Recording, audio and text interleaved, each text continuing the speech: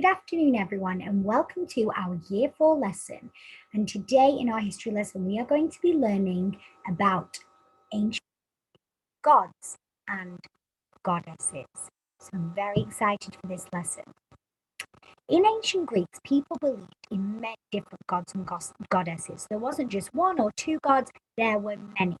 And this means that their religion was polytheistic. That means more than one god or goddess.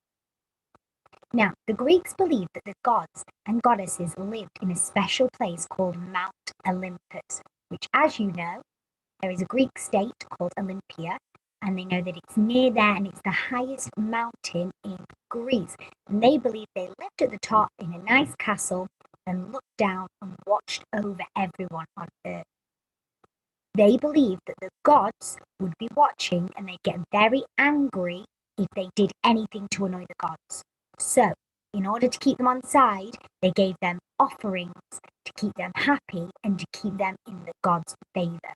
So, for example, when we learn about the Olympics, we know they sacrificed oxen to Zeus to keep him happy. So they believed that up on Mount Olympus, the gods and goddesses looked down and they watched humans and animals and they made sure they were doing the right thing. And if not, they'd get really cross and would use their powers against them. Now, the Greeks believed that their many gods were in charge of every aspect of life. So every small thing in the world was controlled or powered by a god. And if gods didn't like them, then they would make that aspect of their life really difficult. So, for example, they thought there was a god in charge of death, war, even the sun and the sea and the moon. They thought there was a goddess of wisdom and even of wine and having a party. They thought there was a god of that, the harvest and the seasons, love and beauty, motherhood and marriage, and many, many more. So every aspect of life, from death all the way to wine and the ocean and being married. They thought there was a god in charge of all these things and made sure that humans did it in the right way, or sometimes in the wrong way, down on earth. So we are going to be learning about these gods and the powers that they had and the symbols that they had. Now, each god had a different symbol. So when ancient Greek people saw these symbols on maybe a vase or on a picture or in a poem or on a wall, they knew that that symbol was related to a certain god. They knew what people meant when they put that symbol there. For example, in many different areas in ancient Greece, in artwork and myths, people always looked for certain gods, like Hermes. Hermes, as we know from the myth of Perseus and Medusa, had some sandals that helped him to fly. So if anyone saw some winged sandals or some winged shoes, they knew that this meant speediness and flight like Hermes, the god. Just like in the myth of Perseus and Medusa, when Perseus was given some winged sandals, everyone in ancient Greece thought, oh, that must be Hermes because I know he has some winged sandals. So it helped people recognize who characters were without anyone having to actually say their name. Now, as we know, Hermes was a messenger god. So he took messages to lots of different people, like letters but verbal messages, because he was so quick and speedy with his winged shoes.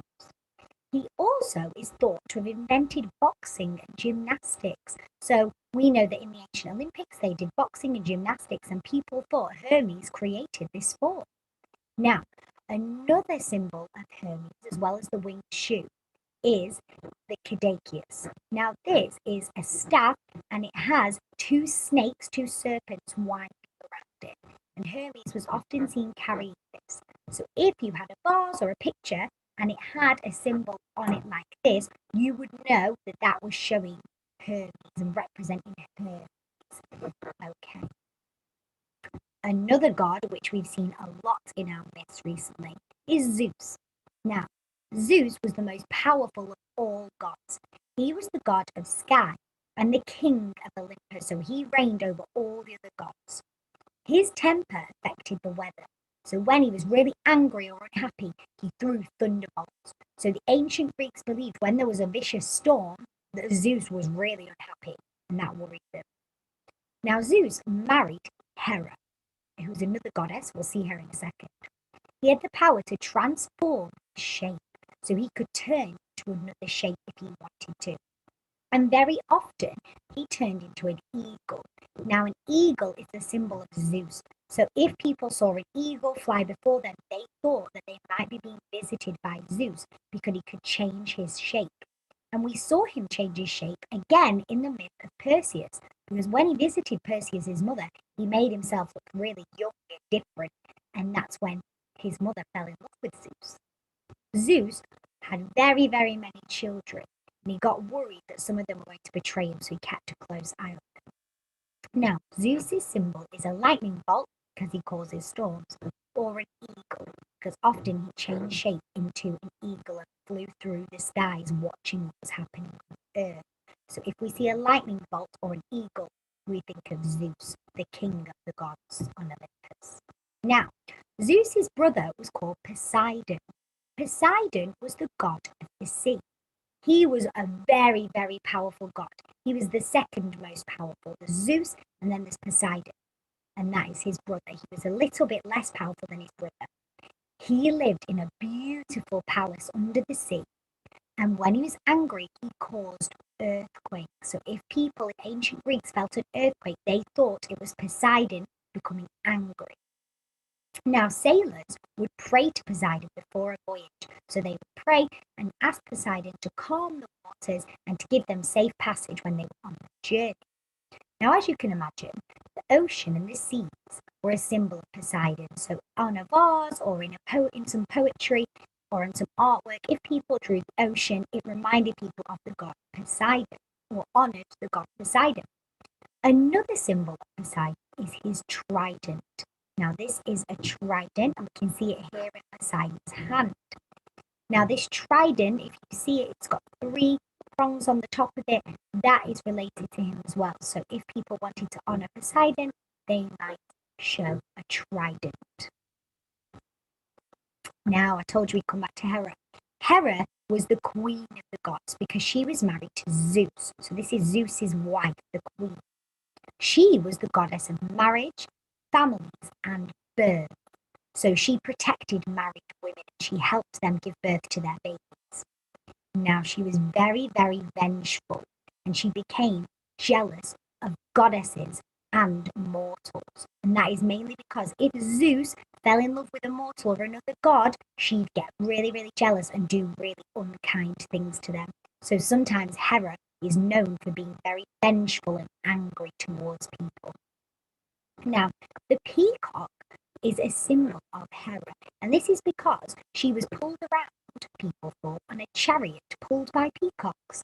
So the ancient Greeks thought that Hera was pulled by a chariot of peacocks. So if you saw a peacock, a beautiful creature, you thought of Hera, as well as a pomegranate. And the pomegranate is a symbol for Hera because of the seeds inside, which reminds everyone of the seeds of marriage and the seeds of children, and that reminded them of Hera. And obviously some wedding rings because she was the goddess of marriage. Now, the next god, don't really like this god. He's called Aries. Now, Aries was the god of war. He was really, really cruel and he loved causing war. But he was also a bit of a coward. He liked causing the wars, but he didn't like to fight in them. His symbols were a vulture and a spear that often had blood on it to remind everyone that he was the god of war, so a big spear. So it's different to a trident because a trident had 3 prongs, but this is just a blooded spear. Now, Aries is actually the son of Zeus and Hera, but Zeus and Hera did not like him very much because he wasn't a very nice person. So his symbols are a vulture, and I've put a picture here of a vulture and a cartoon vulture as well. You might have seen these around. A spear, and sometimes his helmet that he wanted to wear to battles. So Aries is the god of war. Now, the goddess of love and beauty was Aphrodite. You might have heard her name before. Aphrodite was the goddess of love and beauty, and she also was known to protect sailors. She may have been the daughter of Zeus. That's what some people believe. And some people believe she was born out of a shell in the ocean. So they often, a symbol for Aphrodite was a shell. Now, Aphrodite had a beautiful chariot and it was pulled by swans and they took her through the air. So that's quite a nice image. Aphrodite's symbol was a dove. So if anyone drew a nice, peaceful, beautiful dove, everyone thought Aphrodite because she was the goddess of love and of beauty. So if people wanted to fall in love or become more beautiful, they would pray to Aphrodite. Now, Hades. Hades was the god of the underworld. And you might remember it when we watched Hercules. He is the god of the underworld. Zeus and Poseidon were his brothers. So he is the brother of Zeus and Poseidon as well. He wore a helmet that could make him invisible. And he controlled the underworld. So when people died, he would control what happened to them after that. Now, at the gates of the underworld, so when people first entered the underworld, the ancient Greeks believed they would meet Hades' dog, his guard dog. And his guard dog was called Cerberus. And Cerberus is a three-headed animal, a three-headed dog, which I just think is so scary. And Hades' symbol is either you see Cerberus, the three-headed dog, you think of Hades, and also a helmet that made him invisible. Because it was a bit scary, the Greeks thought he could make a helmet that made him invisible. He could wander around as the god of death. It was quite scary. And Cerberus, the three-headed creature, which I'm glad I never got to meet. Now, Athena, and this is linking to some of our similes that we looked at in English this week. Athena is the goddess of wisdom. So when people want to be wise and intelligent, they pray or think of Athena. So because of that, because of wisdom, her symbol is an owl. So if people wanted to be more wise and think of Athena, they might draw an owl. And as we know, the city-state Athens was famous for being wise, and it was named after Athena, the goddess. So that is why that is a state of wisdom, really. Now, Athena didn't have a mom. Instead, she was thought, this is what the ancient Greeks believed, she was born and grew out of Zeus's head wearing her armor. So they believed that Zeus's head opened, Athena came out wearing her armor, and then she was just fully grown. Very strange. They didn't believe she had a mom. They thought she just grew out of his head. Very strange. Okay, so her symbol is an owl. So if we see an owl, we need to think of wisdom. We need to think of Athena. Now the next goddess is Demeter. Demeter was the goddess of agriculture, so when people are growing food and harvesting that food. Now, ancient Greeks believed she controlled the seasons, so she controlled when it was summer, when it was spring and autumn, and when the crops grew. She also taught mortal men, so mortal humans, how to grow corn. So farmers used to pray to Demeter every time, hoping that their crops would grow and they would have food, and their harvest would be excellent. So that is what Demeter did. Now, Demeter is thought to have caused winter, and the reason winter is so empty and cold and dark, the ancient Greeks believed that the reason winter was like that is because Demeter was sad. So her daughter Persephone had to go and live in the underworld and marry Hades. And because she never saw her daughter and she had to go and live down in the underworld, Demeter was so sad that it caused the barrenness, the emptiness of winter because of Demeter's sadness, which I think is very sad. And that is what the ancient Greeks believed. That's why they thought winter was so cruel. Now, if we wanted to have a symbol for Demeter, if people want to draw something to remind them of Demeter, they would have some wheat because she was the goddess of harvest, and also a torch of fire. So a fire torch. If you saw a fire torch or some wheat, that means that we are thinking of Demeter, the goddess of the harvest and the crops. Now, the next god is Apollo. And Apollo was the god of lots of things. He's a bit greedy. He is the god of many, many things. The main thing is the sun. So he was the god of the sun, which I think is very cool. He was also the god of music and of poetry and of art. So when people wanted to play music and enjoy listening to music, they would think of Apollo. And because of that, his symbol is something called a light. And this is a lyre, not as in a lyre that tells fibs, but a lyre is in a musical instrument. It has strings on it, and you pluck the strings and make music. And a symbol of Apollo is the lyre. So if you saw that, you thought of music and you thought of the god Apollo. He is famous for playing music for the other gods. So when the gods would sit down, he would play music to them and he would make them feel happy. He also was known as the healer. So Apollo was thought to heal people. So if someone was sick, they might pray to Apollo and ask him to come and help them and make them better and heal them because he taught humans medicine.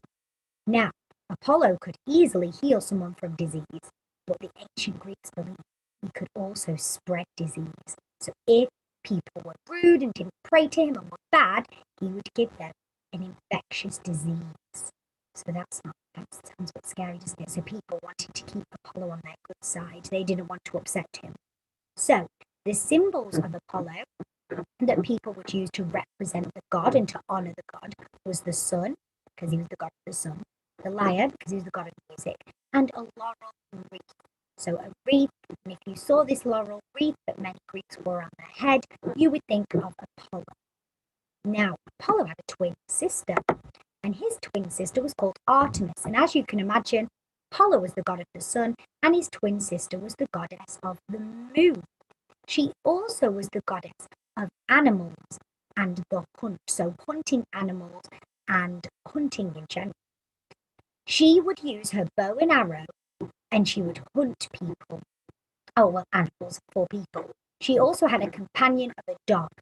Now, anyone who knows Artemis would always think of a deer because she was the goddess of animals and hunting, and the moon. So they were her two symbols. Now, if anyone hurts animals that she loved, especially stags or bears, if anyone hurts her sacred animals, then they thought that Artemis would punish them. So people tried not to hurt the stag and the deer, and bears and any creatures that were sacred to Artemis because they believed that Artemis then would punish them for that. And she would be watching her creatures. So no one wanted to hurt those animals. Now, you might remember this god. This is Hephaestus, and we learn about Hephaestus in our myth of Pandora. Now, Hephaestus was the god of fire and metal and sculptures. So he created many different things like weapons for the gods of Olympus. So if they needed a sword or they needed a shield or a new bow and arrow, they would go to Hephaestus and he would create them. Hephaestus was the son of Zeus and Hera, and he actually married Aphrodite, so the goddess of beauty and love. Hephaestus was married to her. So he made weapons, he would create them. So if anyone needed something making out of metal, they would go to Hephaestus, he would use his fire and he would create them. So that is why his symbol is a hammer and an anvil, because he would use the hammer and the anvil to make weapons. Okay? So just like Athena's shield, Hephaestus would make it for her. Now, I find this really cool because we've learned about volcanoes this year. Now, the ancient Greeks couldn't really understand volcanoes, so they believed that when a volcano erupted, that Hephaestus was underneath that volcano making weapons for the gods and working. So when a volcano erupted, they thought, oh, Hephaestus must be making some weapons under there. That's how they explained a volcanic eruption, which I think is amazing. So they use the gods to explain natural phenomena in the world. Another god is Dionysus. Now, Dionysus was the god of wine and theatre and basically fun. Now, he was the son of Zeus, and he taught humans how to grow vines and grapes and to make wine. And he said that everyone needed to be happy at the time that they were growing. He wanted everyone to be happy and to grow grapes and enjoy. Now, Dionysus was a very kind god, and he was very generous to humans, and he very rarely was cruel. The other gods were often cruel to humans. If they got annoyed with them, they do mean things to humans.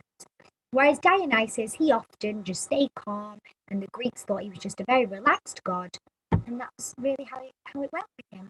Now, his symbol was grapes, wine, or a chalice. Now, a chalice is an ancient cup, a big, beautiful cup, and it was used to drink wine out of.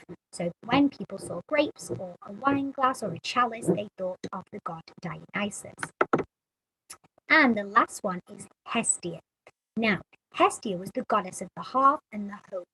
She is the sister of Zeus, Poseidon, and Hades, okay? And she was a very gentle goddess. She didn't like getting involved in conflict. She didn't like arguments. She just liked to be the goddess of the home and keep everyone happy. Now, newborn children were presented to the hearth, which is the fire, the open fire in their homes. They did not have radiators. This is how they cooked and they kept warm in their houses. And when someone had a new baby, they would place their baby near the hearth and present their child to Hestia. And that would give them a blessing. It would bless their child and mean they were going to have a nice, happy childhood and life. Now, lots of people would put figures around the fire or around the hearth to remember Hestia. Okay, so we are going to have a fun game of Who Am I? So you can pause this video as well if you need to have a bit of extra time to think. So looking at this, who am I? I can see a love heart. I am the Greek goddess, so no woman, goddess of love. I'm the goddess of beauty, and my symbol is a dove. Love and beauty. I think that was Aphrodite. Let's check. If I need extra help, I can look at my word mat and look behind the love heart. And let's see. It is Aphrodite. I'm sure lots of you are shouting that at the screen to me. Aphrodite. Okay, the next one. I have a three-headed dog. I'm god of the underworld. Who am I? I have a three-headed dog. I am god of the underworld. Who am I? Okay. You might have got it. I am Hades, and I've put him behind the gravestone to remember death, which is obviously the underworld. Hades was the god of the underworld, and he had a three-headed dog. You might remember its name, Cerberus, and we'll learn more about this creature tomorrow. How exciting. So, your task is a little game of Who Am I? Let's see how much you can remember. You have got a little definition, you've got the pictures of the symbols, and you need to write the name of the god or goddess in this box. So you've got 4 to do. So I can see an eagle, the ocean, I can see a volcano and a hammer and an anvil. You write the names here. If you're finding it tricky, I have given you a word map so you can look at the symbols of the ocean and look at the name under the ocean. But I would like you to try that without it, okay? Try and do it yourself. If you need it, you can either rewatch this video or you can have a look on the word map. But let's see what you remember. After that, I've made a little fun extension because I thought you'd quite enjoy this.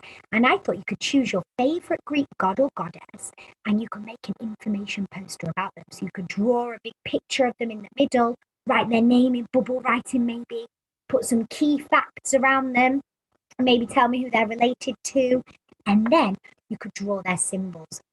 So, for example, if you did Aphrodite, you could draw Aphrodite in the middle, write her name on top, maybe draw a love heart. You could draw a shell because she was born from a shell. You could draw Hephaestus because she's married to Hephaestus. You could draw a dove. Okay, there's a range of things, and you could colour it in their lovely colours. And if you choose to do that, and me and Mrs. Salvador would really enjoy seeing those pictures, you can email them across to us. So this task here is on Teams. You just need to go on your assignment, and the extension, drawing an information poster, I would really love that if you tried it on plain paper at home and emailed it to your teacher. Okay, so that is it from me, but I hope you have an excellent rest of your day. I can't wait to see what you create, and tomorrow we'll be learning more about mythological beasts, so make sure you tune in. Okay, thank you very much, and I will speak to you tomorrow. Bye guys.